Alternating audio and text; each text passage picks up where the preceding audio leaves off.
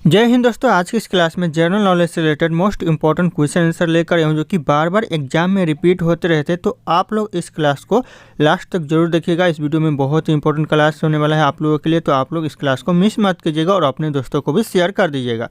तो दोस्तों इस वीडियो का पहला क्वेश्चन है, भारतीय राष्ट्रीय पंचांग किस वसंत पर आधारित है? जो भारतीय राष्ट्रीय पंचांग है ये कौन से वसंत पर आधारित है दोस्तों? तो हो जाएगा यहाँ पे शक वसंत पर आधारित है। ऑप्शन यहाँ पे सी शक वसंत करेक्ट आंसर हो जाएगा। कई बार यह क्वेश्चन एग्जाम में पूछा गया है, तो आप लोग इस क्वेश्चन के ऊपर नज़र बनाए रखिएगा। और आप लोगों को इस वीडियो में एक भी क्वेश्चन का सही से उत्तर पता होगा तो कॉमेंट करके जरूर बताइएगा। दोस्तों अगला क्वेश्चन है, मेगास्थनीज के पुस्तक का नाम क्या है? जो मेगास्थनीज के जो पुस्तक का नाम है, क्या नाम है दोस्तों? तो हो जाएगा यहाँ पे इंडिका। दोस्तों ये फेमस क्वेश्चन है किसी भी एग्जाम के लिए। दोस्तों इंडिका करेक्ट आंसर हो जाएगा मेगास्थनीज के पुस्तक का नाम। अगला क्वेश्चन दोस्तों, हड़प्पावासी किस वस्तु के उत्पादन में सर्वप्रथम थे? यानी सबसे आगे थे दोस्तों किस वस्तु के उत्पादन में हड़प्पावासी? तो हो जाएगा कपास के उत्पादन में। ऑप्शन यहाँ पे सी कपास करेक्ट आंसर हो जाएगा। यानी दोस्तों रुई के उत्पादन में सबसे आगे थे। अगला क्वेश्चन है, सिंधु सभ्यता का सर्वाधिक उपयुक्त नाम क्या था? जो सिंधु सभ्यता को सबसे ज़्यादा उपयुक्त करने वाला जो नाम है वह क्या नाम है? तो हो जाएगा हड़प्पा सभ्यता। ध्यान रखिएगा ऑप्शन यहाँ पे ये हड़प्पा सभ्यता हो जाएगा। ये क्वेश्चन बहुत इंपॉर्टेंट है, बार बार एग्जाम में पूछा जाता है, तो 2025 के एग्जाम के लिए ये भी बहुत इंपॉर्टेंट साबित हो सकते हैं।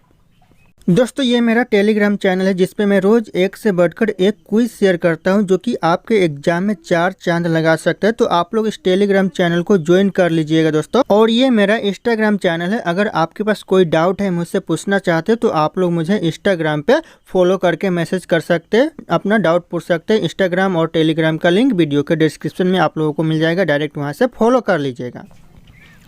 अगला क्वेश्चन, भारत में खोजा गया सबसे पुराना शहर कौन सा शहर था? सबसे पुराना शहर दोस्तों भारत में खोजा गया शहर तो हो जाएगा हड़प्पा शहर, जो कि सबसे पुराना शहर भारत में खोजा गया शहर। ध्यान रखना आप लोग, ये भी क्वेश्चन बार बार एग्जाम में आते रहते हैं।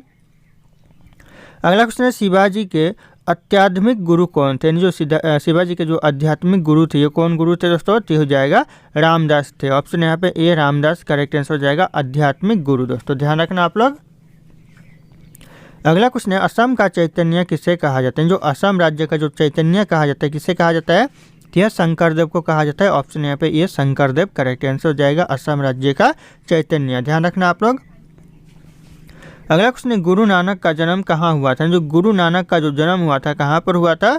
ये हो जाएगा यहाँ पे तलवंडी में हुआ था। ऑप्शन यहाँ पे ये तलवंडी, आप लोग ननकाना भी कह सकते हैं, तलवंडी या फिर ननकाना दोनों ही आंसर सही हो जाएगा। अगला क्वेश्चन है, स्वतंत्र भारत में राज्यसभा के प्रथम सभापति कौन थे? स्वतंत्र भारत के जो राज्यसभा के जो प्रथम सभापति दोस्तों ये कौन थे? तो हो जाएगा डॉक्टर एस राधाकृष्ण। ऑप्शन यहाँ पे बी करेक्ट आंसर हो जाएगा डॉक्टर एस राधाकृष्ण, जो कि प्रथम भारत के जो सभापति थे। ध्यान रखिएगा आप लोग। अगला क्वेश्चन है, लोकसभा सदस्य अपना त्याग पत्र किसको देते हैं? जो लोकसभा सदस्य होता है ये अपना त्याग पत्र देता है, किसे देता है दोस्तों? यह देता है लोकसभा अध्यक्ष को। ध्यान रखिएगा ऑप्शन यहाँ पे सी लोकसभा अध्यक्ष करेक्ट आंसर हो जाएगा। अगला क्वेश्चन है, निम्नलिखित में से पॉपुलर चैम्बर किसे कहा जाता है? जो पॉपुलर चैम्बर कहा जाता है इन ऑप्शन में से किसे कहा जाता है?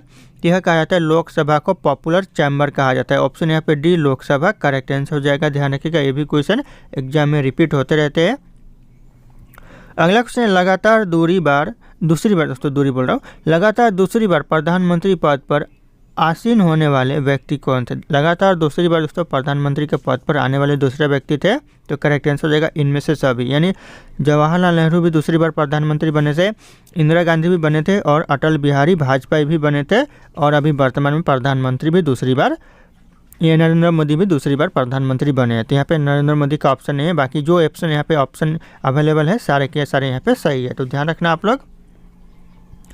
अगला क्वेश्चन है, राष्ट्रीय आपदा प्रबंधन प्राधिकरण के अध्यक्ष कौन है? राष्ट्रीय जो आपदा प्राधिकरण के जो अध्यक्ष है कौन होते हैं दोस्तों? तो हो जाएगा यहाँ पे प्रधानमंत्री होते हैं। ऑप्शन यहाँ पे ये प्रधानमंत्री करेक्ट आंसर हो जाएगा। अगला क्वेश्चन है, वर्ष 1975 से लेकर 77 के बीच आपातकाल के दौरान भारत के प्रधानमंत्री कौन थे? दोस्तों 1975 से लेकर 1977 के बीच में जो आपातकाल लगा था उस समय भारत के प्रधानमंत्री कौन थे? तो हो जाएगा इंदिरा गांधी थे। ऑप्शन यहाँ पे D Indira Gandhi correct answer हो जाएगा।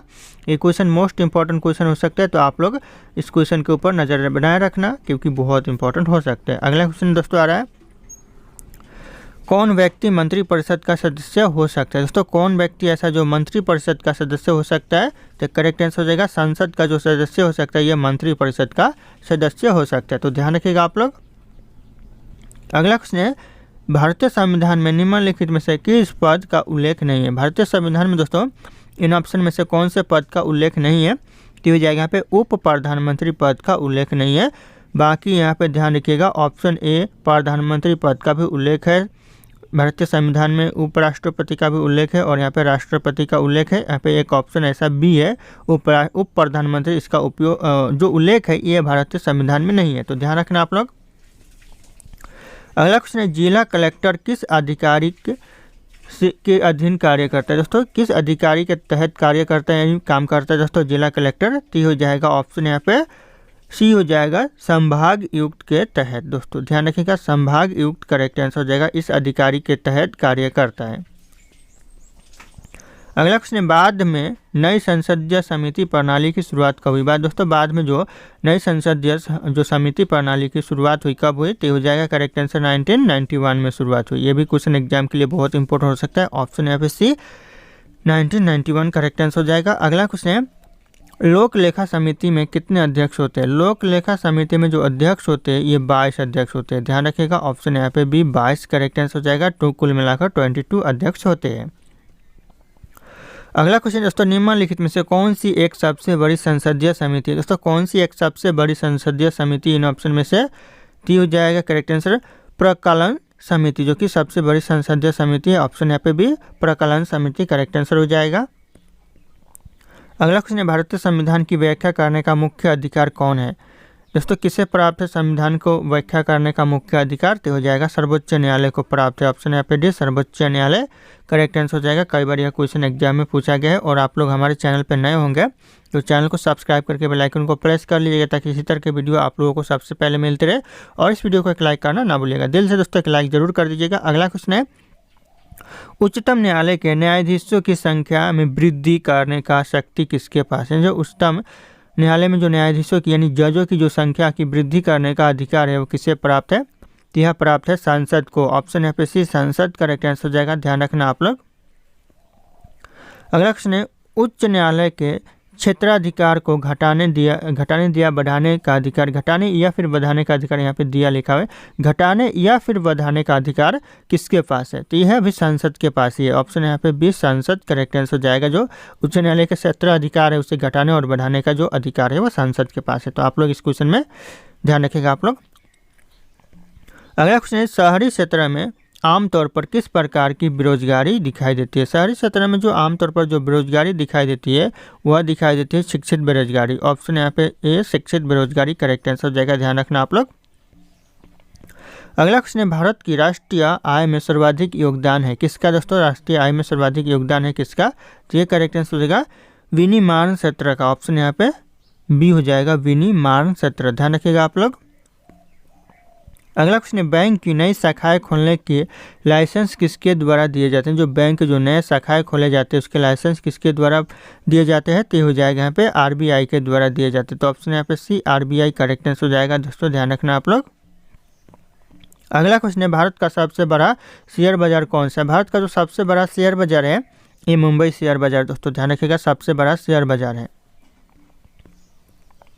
अगला क्वेश्चन है, पाठ में शेयर बाजार के कार्य का नियंत्रण कौन करता है? जो पाठ में जो शेयर बाजार कार्य का नियंत्रण करता है ये करता है सेबी। ऑप्शन यहाँ पे बी सेबी करेक्ट आंसर हो जाएगा, SEBI, ध्यान रखना आप लोग, सेबी कार्य नियंत्रण करता है।